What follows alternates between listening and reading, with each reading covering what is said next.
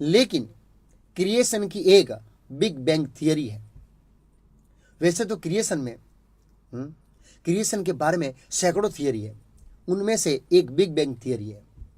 उस थियरी का सिद्धांत ऐसा है कि एक बहुत बड़ा ब्लास्ट हुआ और ब्रह्मांड बन गया। तो हम एक काम करते हैं, रेती, कपसी, सीमेंट, पानी, इन सबको इकट्ठा करते हैं जो बिल्डिंग बनाने के लिए बहुत जरूरी है। उस मटेरियल को इकट्ठा करके ब्लास्ट करते हैं, टिशुम। क्या बिल्डिंग बनेगी? नहीं बनेगी। हम देखते हैं कि अगर किसी जगह ब्लास्ट होता है तो हम तुरंत दो चीज के बारे में पूछते हैं। कितनी चीज के बारे में पूछे? दो। पहला, कितने लोग मर गए। इसका अर्थ यह है कि ब्लास्ट में विनाश होता है, सर्जन नहीं होता है। आपने कहीं ऐसा देखा है कि ब्लास्ट हुआ और उसमें से कोई बिल्डिंग बन गई? नहीं, इतिहास में कहीं भी जगह ऐसा नहीं हुआ है। ब्लास्ट होने पर दूसरी चीज हम पूछते हैं, यह ब्लास्ट किसने किया। इसका अर्थ यह है कि ब्लास्ट को कोई करने वाला है। ब्लास्ट भी अपने आप नहीं होता है। इसलिए बिग बैंग नहीं, बिग ब्रेन, इसके पीछे बिग ब्रेन काम करता है।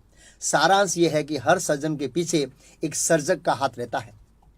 फिर है जहां डिजाइन होती है वहां डिजाइनर होता है। जैसे हम देखते हैं कि एक छोटे से बीज में से बहुत बड़ा पेड़ निकलता है, तो ये डिजाइन कौन करता है कि इतने छोटे बीज से में से बहुत बड़ा पेड़ बनेगा। एक बहुत ही विख्यात पेड़ है जो लिबर्टी स्टैच्यू जितना ऊंचा है, किसी ने तो डिजाइन किया है ना। फिर आप ब्रेन को देखिए, ईश्वर ने हमारे ब्रेन को कितना खतरनाक बनाया है, खतरनाक डिजाइन किया है। डॉक्टर रिचार्ड ने कहा है कि विश्व की जितनी भी लाइब्रेरियां हैं उन सब की इंफॉर्मेशन ब्रेन में स्टोर हो सकती है। अभी हम ब्रेनोलॉजी के ऊपर वीडियो देखते हैं।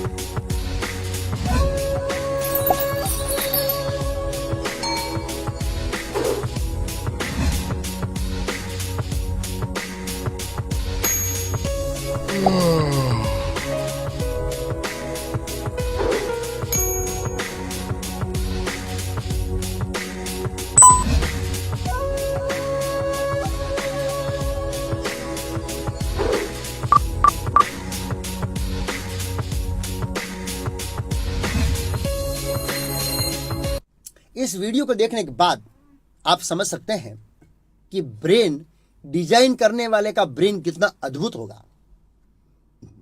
सारांश यह है कि जहां डिजाइन होती है वहां डिजाइनर होता है। फिर है जहां शक्ति होती है वहां शक्तिमान होता है। हम देखते हैं इस जगत में सूर्य हजारों सालों से एनर्जी देता आ रहा है, हजारों सालों से। वैज्ञानिकों ने सूर्य पर संशोधन किया है।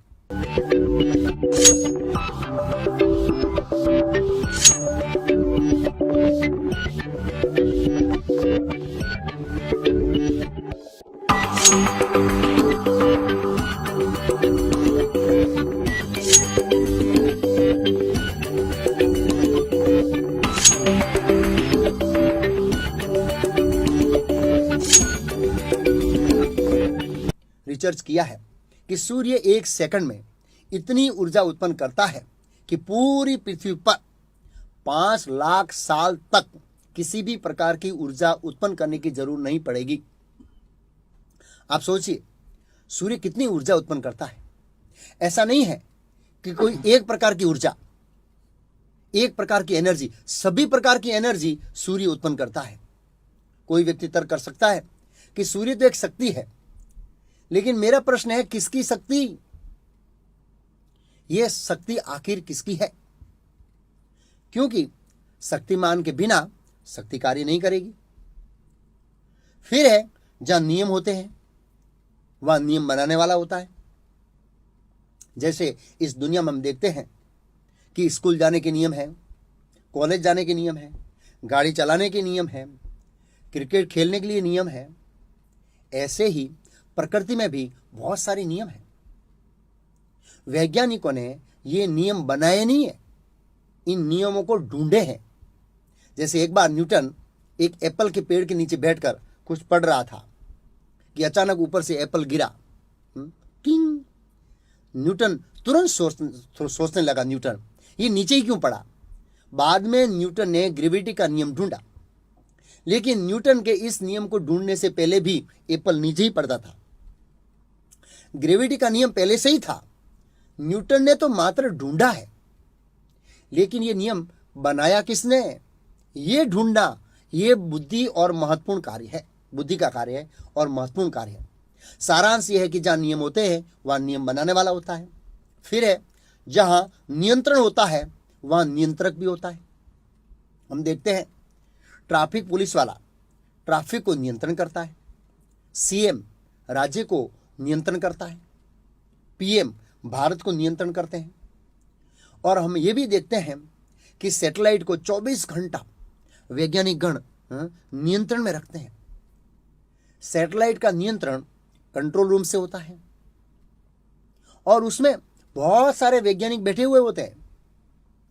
लेकिन ये जो अनेक ब्रह्मांड है वे अपनी स्थिति में घूम रहे हैं, कभी भी टकराते नहीं है। इनको कौन कंट्रोल करता है? अगर यह ग्रह अपनी जगह से थोड़े से भी खिसक जाए तो ब्रह्मांड में उत्पात हो जाएगा, उत्पात आरंभ हो जाएगा। आखिर कौन इसका नियंत्रण करता है? छोटी सी सैटेलाइट को नियंत्रण करने के लिए बहुत सारे वैज्ञानिक हैं। ऐसे ही इतने बड़े और अनेक ब्रह्मांडों को नियंत्रण करने के लिए कोई व्यक्ति जरूर होना चाहिए। इन सभी तर्कों का सारांश यह है कि इस ब्रह्मांड को चलाने वाला कोई व्यक्ति है, क्योंकि कलाकार, व्यवस्थापक, सर्जक, डिजाइनर, शक्तिमान इत्यादि शब्द किसी साकार व्यक्ति को इंगित करते हैं। फिर जब हम इस समाज को सामान्य दृष्टिकोण से देखते हैं, कोई सुंदर है, कोई कद्रूप है, कोई अति सुंदर है, कोई मोटा है, कोई अमीर है, कोई गरीब है, कोई डॉक्टर है, कोई मजदूर है। ये जो निर्णय करता है वो कौन करता है और किस आधार पर करता है? वो निर्णय किसके आधार पर? किसी बात पर निर्णय लेने के लिए साकार व्यक्ति चाहिए। उदाहरण के लिए कोर्ट में दो वकील आपस में तर्क करते हैं और हम जज को निराकार बना देते हैं। तर्क पूरा होने के बाद एक वकील बोलेगा, जज साहब निर्णय दीजिए, लेकिन जज तो निराकार है, वो निर्णय नहीं दे सकता।